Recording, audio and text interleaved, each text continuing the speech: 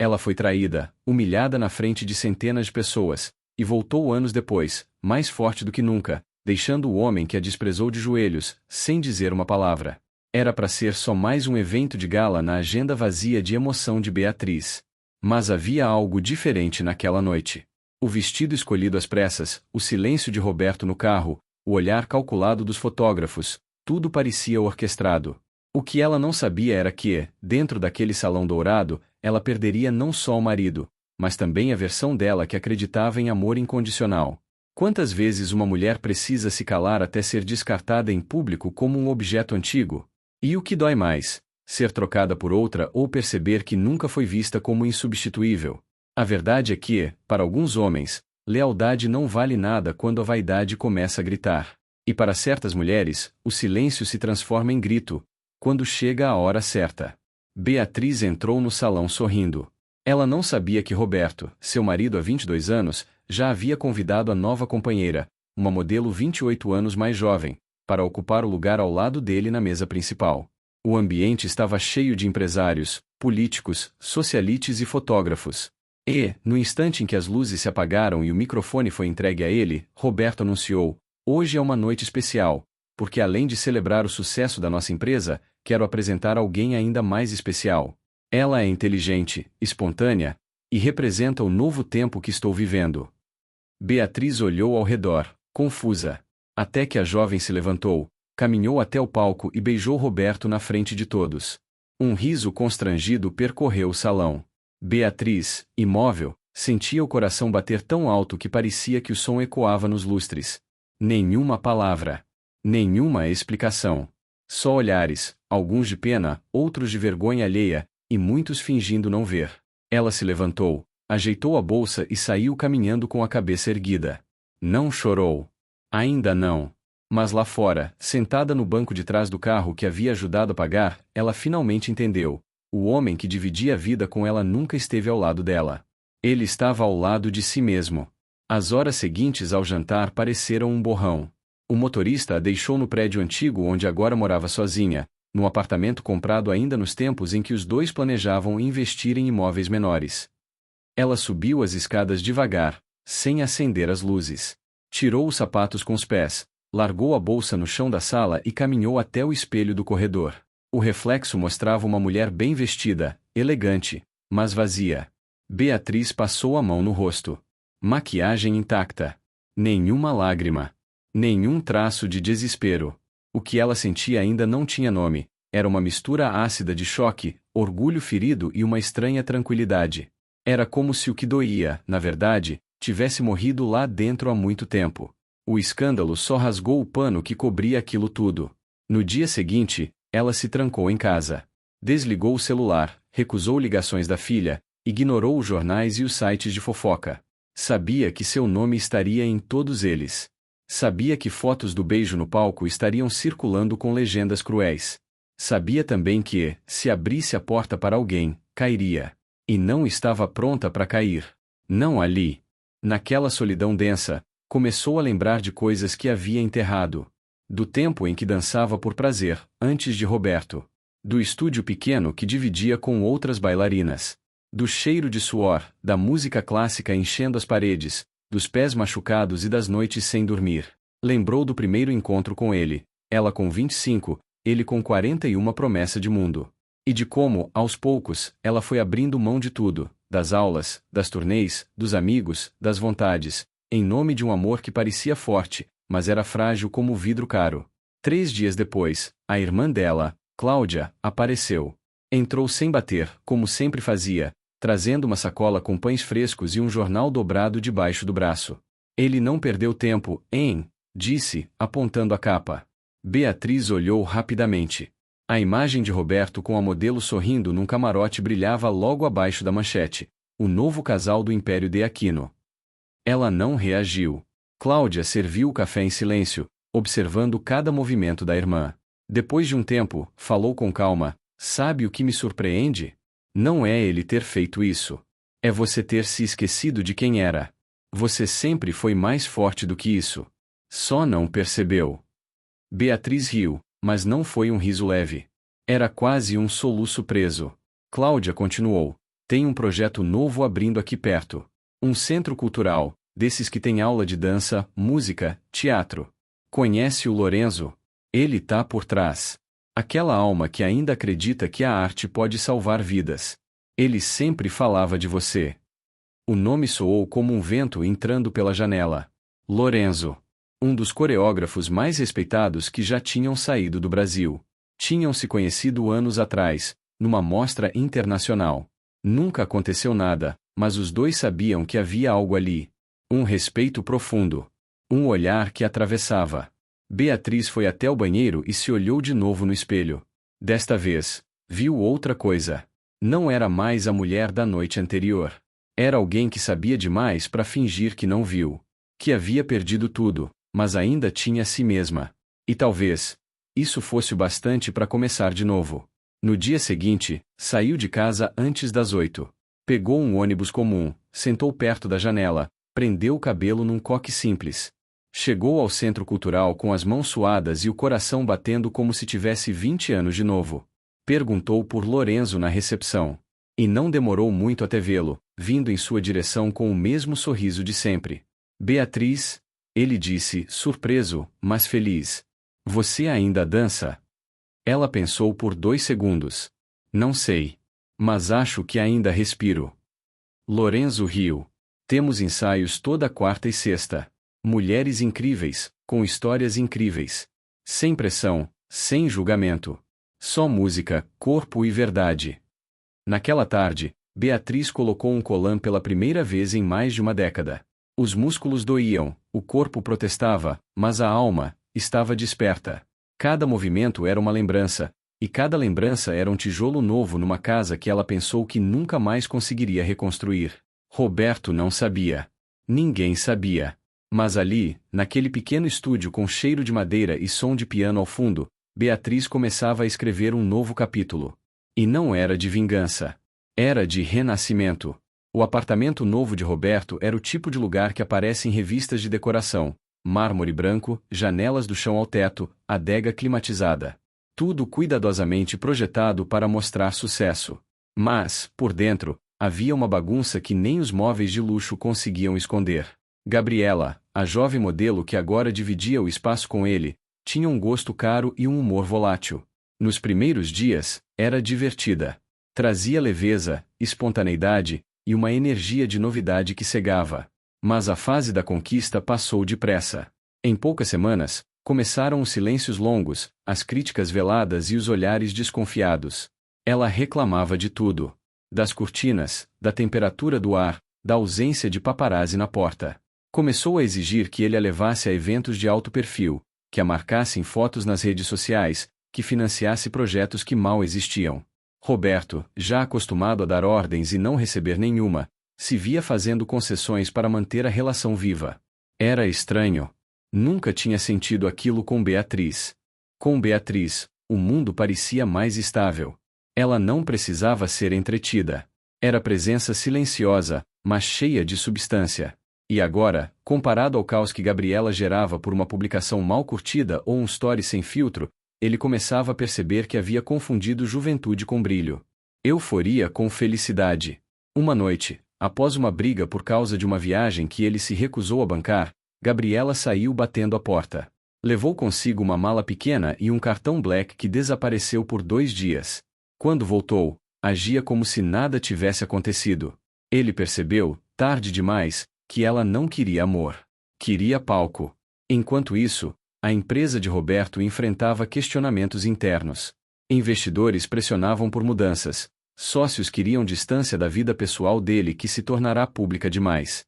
E nos corredores onde antes era aplaudido, agora era comentado com ironia. Um dos diretores chegou a dizer: Roberto perdeu a cabeça, e a alma da empresa foi com a Beatriz. Certo dia, sozinho no escritório, ele recebeu uma entrega sem remetente. Era uma revista internacional de artes, com uma reportagem de capa, O Retorno da Alma, Beatriz de Aquino emociona a plateia na Alemanha. Uma foto mostrava ela no palco, braços abertos, expressão serena.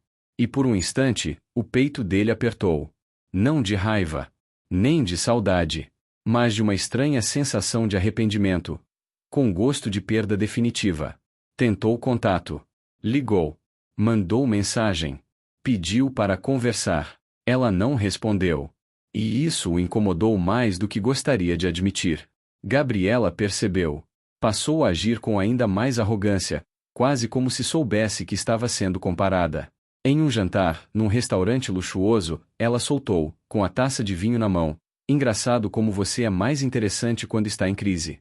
Deve ser o seu lado humano querendo sair." A frase ficou martelando por dias.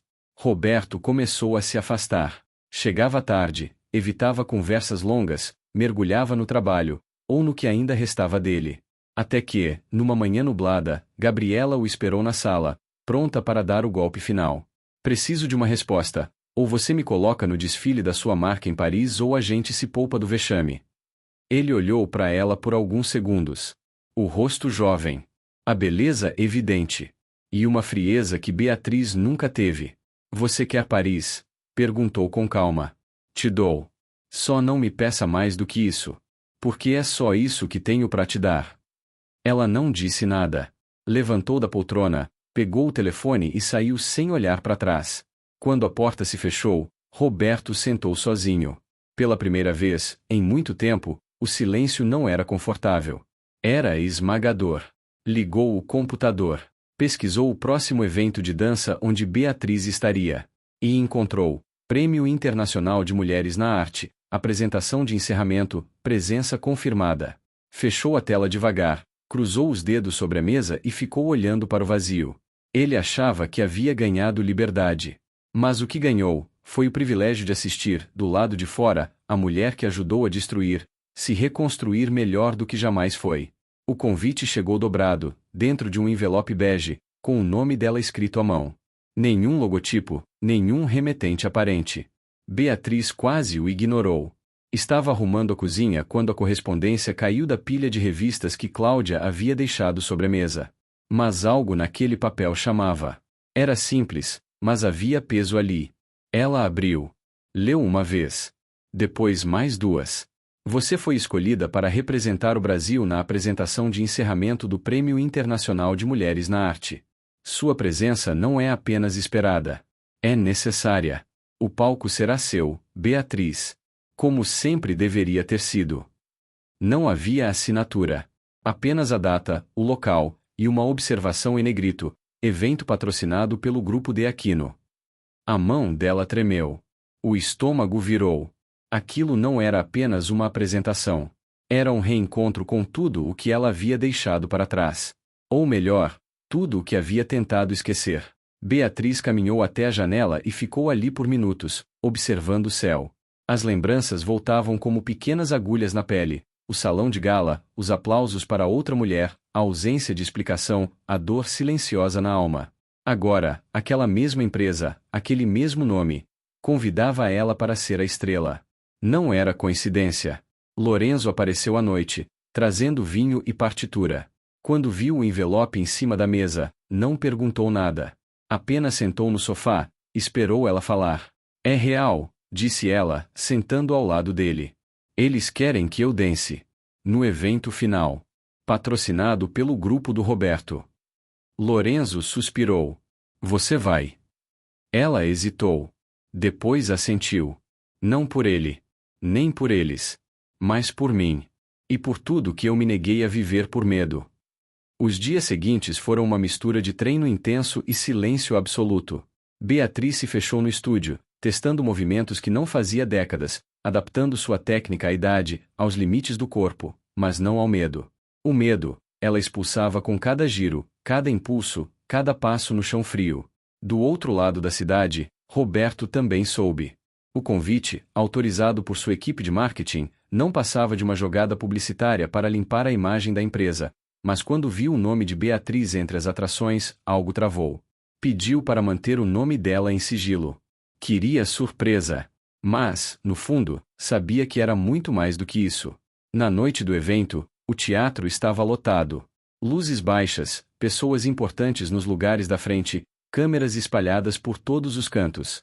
Roberto chegou acompanhado de 2 sócios e sentou na fileira do meio, como se estivesse só para apoiar o evento. Mas o coração dele batia de um jeito que não batia há anos. Ele não sabia como ela estava. Não havia há quase um ano. E, mesmo depois de tudo, o nome dela ainda apertava o peito.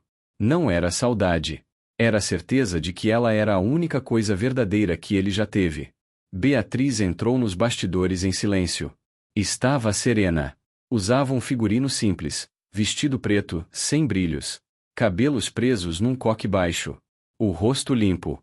Como se dissesse, hoje, eu não preciso de adorno nenhum. Só da minha história. Quando anunciaram seu nome, houve um breve silêncio na plateia. Alguns a reconheceram de imediato. Outros, só depois do primeiro movimento. Ela começou devagar. Um passo à frente. 2 giros. Os braços como se desenhassem o ar. A trilha suave acompanhava cada gesto com delicadeza. Mas o que arrepiava não era a técnica. Era o sentimento. Era como se cada pedaço daquela dança carregasse um pedaço da dor que ela viveu, da mulher que foi deixada, da esposa esquecida, da artista anulada, e da alma que se recusou a desaparecer. Na plateia, Roberto não piscava. As mãos tremiam. A nova esposa não estava lá. Os sócios também haviam saído mais cedo. E ele ficou, sozinho, preso ao lugar, como se algo o mantivesse ali contra a própria vontade. Quando a apresentação terminou, o teatro se ergueu em pé. Palmas longas, demoradas. Beatriz manteve o olhar firme. Não chorou. Só abaixou a cabeça em respeito e deixou o palco. Nos bastidores, encontrou Lorenzo esperando com um sorriso discreto. Você sabe o que acabou de fazer, não sabe? Ela respondeu sem olhar para ele. Acabei de deixar de ser coadjuvante da minha própria história. Roberto tentou ir até ela, mas foi barrado. A segurança tinha instruções claras. E ali, parado do lado de fora do camarim, ele percebeu, já não fazia mais parte do mundo dela. Ela era livre. E ele, um convidado rejeitado, no espetáculo da própria queda. Roberto voltou para casa naquela noite como quem caminha dentro de um pesadelo que não tem fim. O carro atravessava a cidade em silêncio, e pela primeira vez, ele pediu que o motorista desligasse o rádio. Não queria música. Não queria vozes. Queria só o som incômodo do próprio arrependimento latejando entre os pensamentos. Beatriz. Aquela mulher no palco não era mais a esposa que ele trocou. Nem a sombra abatida que saiu da festa calada, com o mundo desabando nos olhos. Era outra. Uma versão de si que ele jamais conheceu. Forte, inteira, serena, e absolutamente inalcançável. Chegou em casa perto da meia-noite. Encontrou o apartamento escuro, vazio. Gabriela já não morava ali fazia semanas. Levou algumas roupas, bolsas e um relógio que ele nunca mais quis de volta. Não sentiu falta. Mas naquela noite, sentiu tudo o que tinha ignorado por anos. As decisões pequenas, os desprezos cotidianos, as palavras não ditas, os olhares desviados. Estavam todos ali, acumulados, sufocando o ar dentro da sala. Ele abriu uma garrafa de vinho, mas deixou intacta sobre a mesa. Foi até o quarto, sentou na beira da cama e encarou o espelho do armário. A imagem que viu o cansou. Era como se tivesse envelhecido de repente. Não pelos cabelos grisalhos ou pelas rugas nos cantos dos olhos, mas pela ausência de propósito que se refletia ali. Enquanto isso, do outro lado da cidade, Beatriz dançava com as alunas no centro cultural. A apresentação havia sido só um ponto de virada. O que veio depois foi ainda maior. Convites para projetos, entrevistas, propostas de livros, workshops em outros países. Ela aceitou alguns, recusou outros. O que não abriu mão foi de si mesma. Certa manhã, Cláudia chegou cedo, levando café e empolgação. Você viu o jornal? Saiu outra matéria. Disseram que você mudou a percepção de envelhecimento na dança contemporânea. Isso é absurdo, Bea, você tá reescrevendo história. Beatriz sorriu, mas sem euforia. Era um sorriso tranquilo, de quem não precisa mais provar nada. Eu não quero reescrever nada, Cláudia. Só quero viver o que me neguei. Na mesma semana, Roberto pediu para encontrá-la. Não insistiu. Só enviou uma carta, escrita à mão, como nos velhos tempos. Dizia pouco. Eu só queria te ver. Só olhar nos seus olhos. Não para pedir volta. Só para pedir perdão. Ela demorou 3 dias para responder. E respondeu com uma única frase. Não sou mais aquela que você deixou, Roberto. E você ainda é o mesmo? Ele não respondeu. Sabia que não era. Um mês depois, o Centro Cultural organizou uma apresentação beneficente com alunas e ex-bailarinas do projeto. Um espetáculo intimista, com palco pequeno e luz suave. Beatriz estava lá. Não como estrela, mas como guia. Passava pelas meninas ajustando os cabelos, os figurinos, incentivando com palavras curtas e seguras. Lorenzo estava ao lado dela. Os dois riam baixo, como cúmplices de algo maior do que qualquer cena. Na plateia, entre rostos desconhecidos, Roberto assistia. Sozinho. Sentado ao fundo. Ninguém sabia que ele estava ali. Não queria ser visto. Queria só vê-la mais uma vez, sem a maquiagem do palco, sem o peso das aparências. Queria vê-la viva. E viu. Ela entrou no palco só no final, segurando a mão de uma das alunas mais novas, conduzindo o último movimento com leveza. A plateia aplaudiu de pé. Mas ela não olhou para ninguém em especial. Nem procurou por ele. Era como se já tivesse se despedido há muito tempo, mesmo sem nunca ter dito adeus. Ao sair do teatro, Roberto encostou-se numa parede e ficou ali por um tempo, olhando para o chão, tentando se lembrar em que momento perdeu a mulher que hoje era aplaudida por ser exatamente o que ele jamais enxergou. Um homem passou por ele e comentou: "Essa Beatriz é algo fora do comum, né?